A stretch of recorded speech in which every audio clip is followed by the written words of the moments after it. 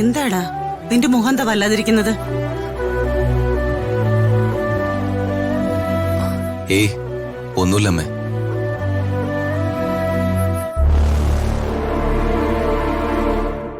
നിനക്ക് പനിക്കുന്നുണ്ടോ? ഇല്ലല്ലോ. പിന്നെ ഇതെന്തു പറ്റി? അമ്മേ, എനിക്ക് കുഴപ്പമൊന്നുമില്ല. അമ്മയ്ക്ക് വെറുതെ തോന്നുക. നിനക്ക് പറയാൻ ബുദ്ധിമുട്ടുള്ള കാര്യമാണെങ്കിൽ പറയണ്ട.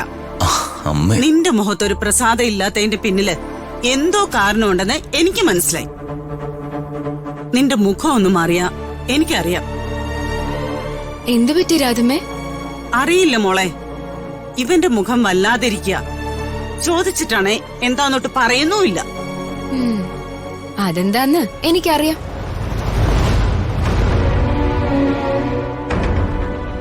അതെങ്ങനെ നിനക്കറിയാം? അതൊക്കെ നിസാരമല്ലേ. ആ മന്ത്രിയുടെ വീട്ടുകാരെങ്കിലും രാജുവിന് വിഷമമുണ്ടാക്കുന്ന രീതിയിൽ സംസാരിച്ചു കാണും.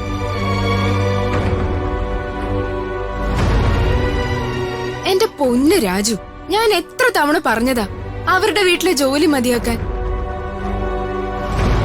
എത്ര പറഞ്ഞാലും രാജുവിന് എന്താ മനസ്സിലാവാത്തെ?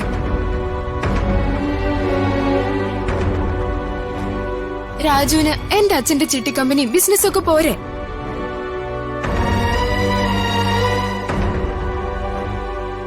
എന്തിനേ വേണ്ടാത്ത കഷ്ടപ്പാട്? അവളുടെ അച്ഛന്റെ ഒരു ചിട്ടി കമ്പനി.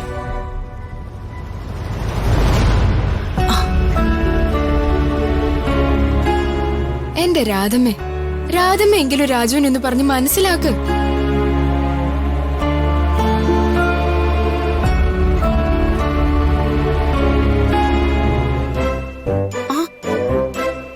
അപ്പൊ രുക്മിണി അവളെ വിളിച്ചില്ലായിരുന്നോ? ഇല്ല, ഏട്ടൻ പറഞ്ഞിട്ടേ ഞാനൊരു നമ്പർ ഇട്ടതാ. എന്താ ശ്രീ ഇത്? ആ കുട്ടി ഒരു പാവല്ലേ? ആ പിന്നെ പാവം. അവളെ കാണുമ്പോഴേ എനിക്ക് ഈ ചീവീടിനെ ഓർമ്മ വരുന്നത്.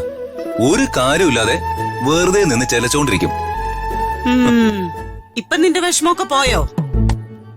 അപ്പോ രമ്യ ഇവിടെ ഉള്ളതായിരുന്നു നിന്റെ വല്ലായ്മയ്ക്ക് കാരണം അല്ലേ? അത് വിടമേ, ഞാൻ അമ്മയോട് ഒരു കാര്യം പറയാൻ മറന്നു. എന്താടാ? നാളെ മുതല് ഋതിക മാഡം ഇങ്ങോട്ട് വരും. ആ കുട്ടി എന്തിനാ ഇവിടേക്ക് വരുന്നത്? ഋതിക മാഡം ഫെയിലായ സബ്ജക്ട് എഴുതിയെടുക്കാൻ വർമ്മ സാറ് സമ്മതിച്ചു.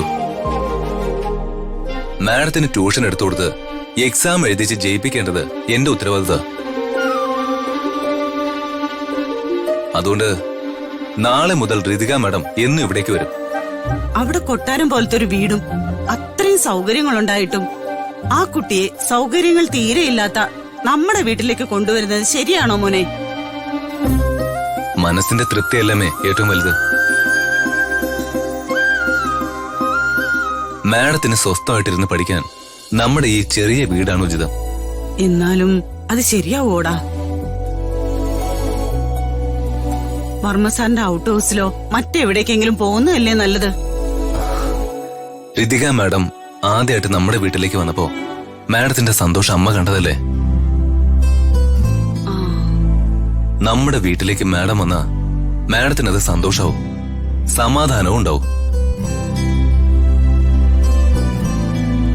സമാധാനമുള്ള മനസ്സിലേക്ക് പഠിക്കുന്ന കാര്യങ്ങൾ വേഗത്തിൽ പതിയും. അതൊന്നും എനിക്കറിയില്ല. രാവിലെ നേരത്തെ എഴുന്നേറ്റ് വീടും പരിസരമൊക്കെ ഒന്ന് വൃത്തിയാക്കി ഇടണം. ആ കുട്ടി ഇങ്ങോട്ട് വരുന്നതല്ലേ?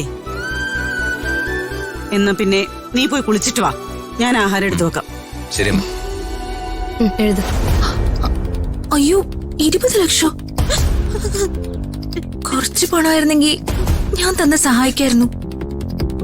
20 ലക്ഷം വളരെ വലിയ തുകയല്ലേ? എനിക്ക് പണമായിട്ട് തരണ്ട മാഡം. ഈ പേപ്പറിൽ മന്ത്രി വർമ്മ സാറിന്റെ ഒരു ഒപ്പ് കിട്ടിയ മന്ത്രിയുടെ സഹായ നിധിയിൽ നിന്ന് ആശുപത്രിയിലേക്ക് പണം ക്രെഡിറ്റ് ആവും. മാഡം, എനിക്ക് വർമ്മ സാറിന്റെ ഒരു ഒപ്പ് മേടിച്ച് തന്നാ മതി. അച്ഛന്റെ ഒപ്പ് ഞാനെങ്ങനെ ചോദിച്ചു വാങ്ങും? മാഡം, വർമ്മ സാറിന്റെ മകളാണോ? മാഡം, ഇതൊന്ന് വായിച്ചു നോക്കണം. എന്റെ അവസ്ഥ മാഡം ഒന്ന് മനസ്സിലാക്കണം.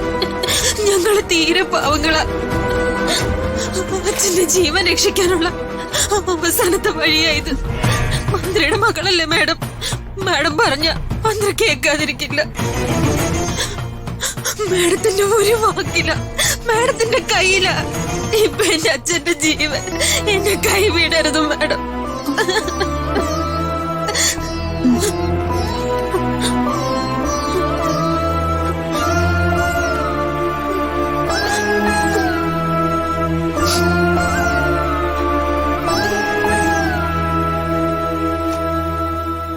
ഈ കുട്ടി നുണ പറഞ്ഞതല്ല, സത്യമാണ്. അല്ലെങ്കിലും സ്വന്തം അച്ഛന്റെ ജീവൻ വെച്ച് ആരെങ്കിലും തട്ടിപ്പ് നടത്തോ?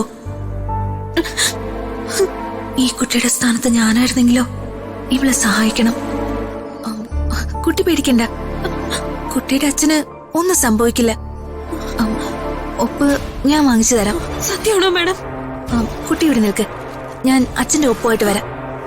കുട്ടിക്ക് കുടിക്കാൻ വെള്ളം വേണോ? വേണ്ട മാഡം, എനിക്ക് എത്രയും പെട്ടെന്ന് മന്ത്രിയുടെ ഒരു ഒപ്പ് കിട്ടിയാ മതി. ധൈര്യമായിട്ടിരിക്കെ, ഞാനിപ്പോ വരാം.